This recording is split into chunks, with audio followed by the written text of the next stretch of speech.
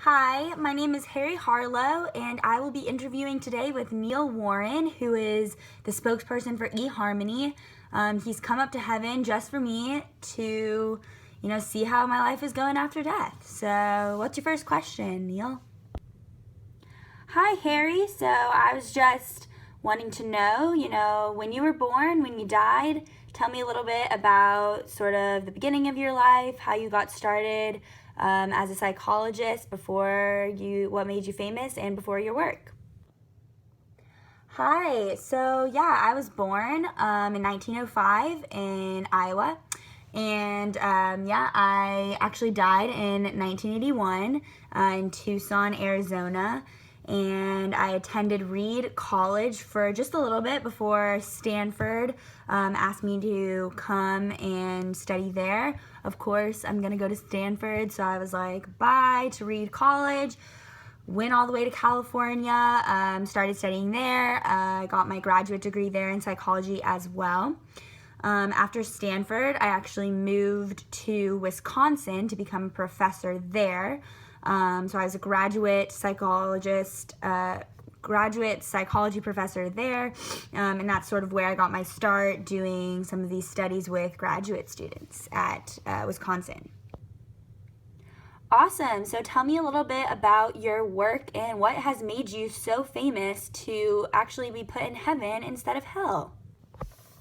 Yeah, so I was super excited to be put into heaven instead of hell. I was a little skeptical. I thought, I might have been put into hell because, some of my work was criticized for being somewhat inhumane, but super excited to be here. And yeah, I'll tell you a little bit about my work and what got me here. So at Wisconsin, I started studying sort of the attachment theory, and the way I did that was through studying rhesus monkeys. And I would have them meet their mothers and sort of be attached to their real mothers for about 10 months. Then I would separate them from their real mothers and see how they would react to two inanimate fake mothers, one created out of cloth and the other created out of wire. And I gave the wire mother the food for the monkey, and the cloth mother did not have the food. And basically it was interesting because the monkey would attach to the cloth mother because it felt more real, and it would only go to the wire mother to get food when it was really, really hungry, which sort of taught me that the mother-infant attachment is more than just for nourishment and for food, because the monkey would only go to the wire mother when it was starving, and it would be on the cloth mother who did not have the food for as long as it possibly could. What I was criticized for, which, I'm in heaven, so I don't really care, was for my pit of despair, very aptly named by myself, because what it was basically a chamber where I would put the rhesus monkeys in isolation for up to 3 months, only giving them food, not letting them be in contact with anything or anyone.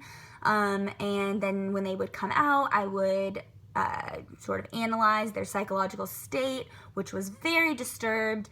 The monkeys were profoundly messed up, which was super interesting to study. And I don't know why anyone would think that is inhumane, because I'm solely studying love, and I just think it's super important, the work that I'm doing. So I don't know why people thought it was so bad, because I did find out so much.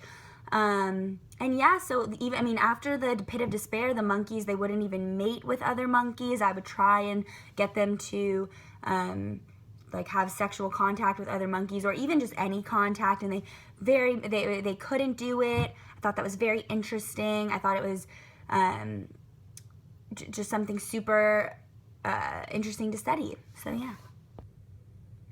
Wow, I find that to be very disturbing, and I think I'm going to head back down to earth now. Hope you enjoy your time in heaven. To sign off, I guess, do you have any final words? Yeah, so I'll just end off with one of my favorite quotes that I said. It was kind of controversial. I love it. The only thing I care about is whether a monkey will turn into property that I can publish. I don't have any love for them. I never have. I don't really like animals. I despise cats. I hate dogs. How could you like a monkey? So that's what I'm going to end off with. I'm going to sign off. Clearly there's nothing anyone can do to me now because I'm in heaven, so I'm just kind of going to chill here. Thank you so much for interviewing me, Eharmony guy. Goodbye.